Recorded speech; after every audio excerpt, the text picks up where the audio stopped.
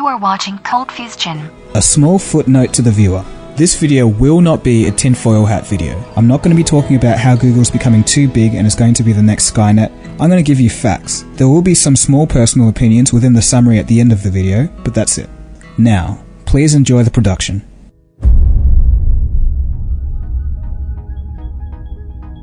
(1995).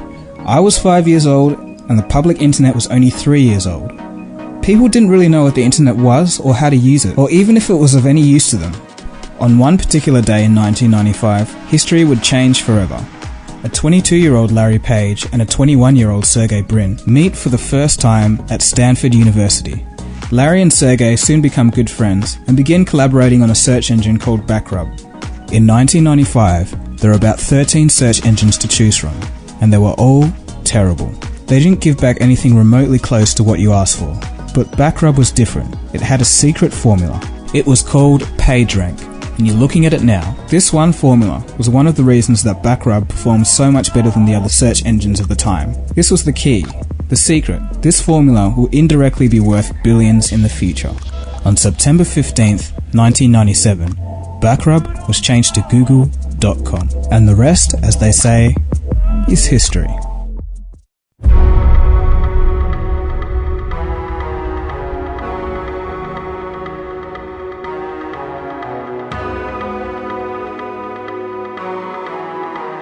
Google, the stuff you probably don't know. A lot of us just really see the surface of Google. We use their online services like Google Search, Gmail, YouTube, and Google Plus every day. Many of us have a phone featuring Google software, and maybe even Google hardware. Google's self-driving cars and augmented reality glasses are cool, but very few people ask themselves the question, how big is Google, and what else are they up to? Let's find out. Please make sure you're seated before you continue. Google is much bigger than you think. First, we'll look at 5 interesting Google acquisitions of the past, but then we'll look a bit deeper into some revolutionary things that the company has been doing over the past few months. Number 5. Android. Acquisition date, 17th of August 2005. Cost, $50 million. We all know what Android is, and no doubt the best part of Android is its open source nature. This allows the operating system to be on anything from phones to cars to fridges. Android is everywhere. Out of the 261.1 million smartphones sold in 2013, 211 million of them were running Android. That's over 80%. Android has allowed access for countries such as China to really have a serious shot at the smartphone industry. Let's move on. Google is obviously just more than Android. Number 4. YouTube. Acquisition date, 10th of December 2006, at a cost of $1.65 billion. I will do no justice to convey just how mind-blowingly huge YouTube is. The facts will do this for me. Looking at YouTube purely just as a search engine, it's bigger than Bing, Yahoo, and Ask, all combined. In fact, it's the largest search engine on the planet, second to only Google Search itself. So it's obvious that people are searching for a lot of things. This only must mean there's a lot of content on YouTube. But how much continuous video content actually gets uploaded per day? Maybe a week?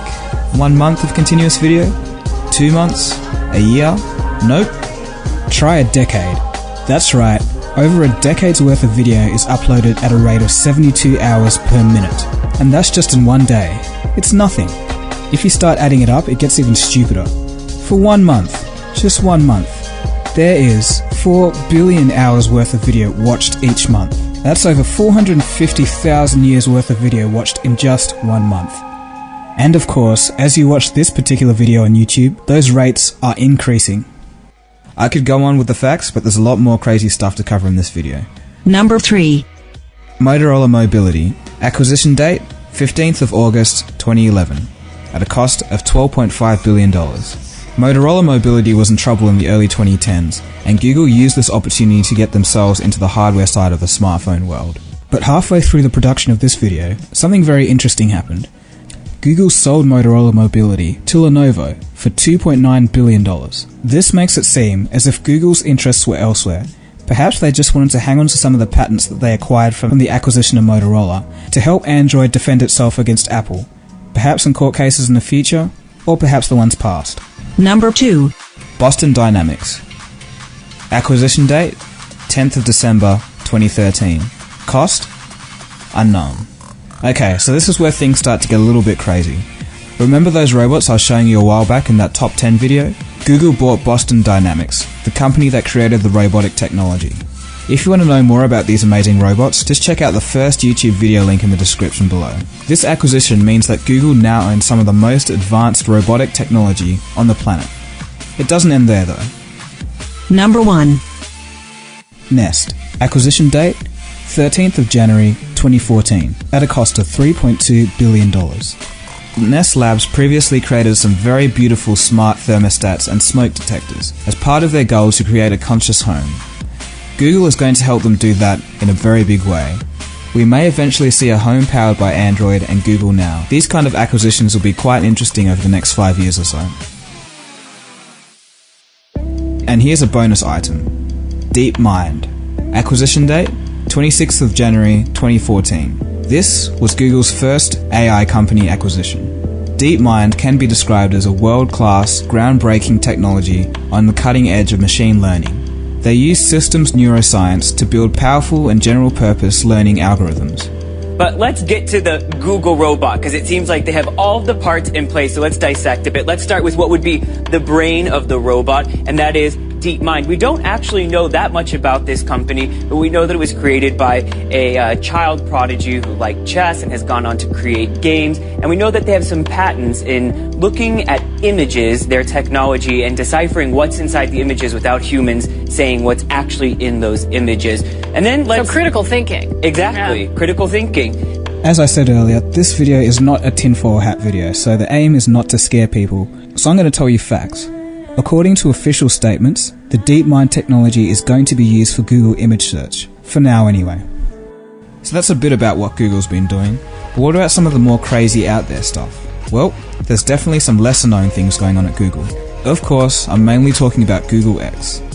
Google X is a semi-secret facility run by Sergey Brin and Astro Teller. Google X aims to, quote-unquote, improve technologies by a factor of 10, according to Astro Teller. He goes on to say, think of science fiction sounding solutions. In late 2013, Google went on a robotics company acquisition spree. Every day they purchased a new company that operated in fields such as humanoid robots, robotic arms, and computer vision. I guess we just have to wait for the announcement to see what they're really up to. Another very interesting project is Project Loon. Project Loon aims to provide internet service for the 4 billion people that don't yet have access. It aims to do this via balloons in the stratosphere. The balloons will float in the stratosphere about 20 miles or 32 kilometers above the Earth's surface. The balloons will create an aerial wireless network with 3G speeds. It's hoped that Project Loon will bring a low-cost way to get the rest of the world online. So as you've seen, some amazing advances in technology are happening right now. It's an exciting time to live. Anyway, we'll take a short break and then we'll be straight back after this. Every day, America Online is making it easier for people to live, work, and play. Yeah, downloading is easy too. You know, I can even send email on the internet. And welcome back. Let's get straight back into it. Recently, Google was part of a world-first event. Let's check out the news bulletin from CNN to see what it was. Google and NASA have teamed up to share one of the world's first commercial quantum computers. This machine, made by Canada's D-Wave, will be installed in a NASA research center in California. Yep, so as it turns out, Google is also in the quantum computing game. Now, we really don't have enough time to go into all the details of what it does and how it does it, but the bottom line is Google is involved in one of the world's first commercially available quantum computers. Now, performance-wise, it's not that great for a quantum computer. It's just a tiny bit faster than a regular computer at the moment. But of course, it's the very first version of a brand new sort of computing, so it's going to take some time to get there. But it's pretty cool, that chip you're staring at is an actual quantum computer. It's hoped that this computer could be used in the future to solve very complex optimization problems, one of which is global warming. But of course, one step at a time. The mysterious barges. In October 2013, 4 strange floating barges were found off the coast of Treasure Island, San Francisco, Rickers Wharf, Portland, and New London in Connecticut. Google refused to give any detailed statements about the use of the 4 250 feet long, 2,000 plus ton barges. The only explanation given for their existence was to, in quotes, to use the barge as an interactive space where people can learn about new technology. Some say it's just a storehouse or marketing area for Google Glass, but no one knows for sure. And now we'll end off the video with the most recent announcement. January 16th, 2014, Google announced their specialized contact lenses. These contact lenses will provide a glucose monitoring system for diabetics using a non-intrusive method. So, over the next decade, we may see home automation from a conscious house, advanced intelligent robotics, and the global expansion of internet coverage. But in 10 years, just how much will Google own? Their services may already account for almost 40% of all internet traffic. In one way, it's a bit unsettling to see a company have such a large and growing embrace over every aspect of the technological universe. But on the other hand, it only can be, and it has to be Google that advances the state of our world. There's no other company out there that has the resources and infrastructure to do the research and develop such amazing technologies and produce products at a reasonable price for the world. The only thing I ask of you, Google, is to just stay sincere. So you've just seen all the latest information about one of the largest, most dynamic and influential companies we're ever likely to see for a long time. So what do we take away from all of this? Well, you can look at it this way. The founders of Google, Larry Page and Sergey Brin, were just two regular guys. Two regular college dropouts to be exact. They saw a need for more accurate search, and they put their minds to it, and you've just seen the result. So the next time you feel like giving up on an idea, just think about that. Two very intelligent, but otherwise regular guys changed the world. So what do you have to lose? Alright, so I'm not a life coach, but it's still food for thought.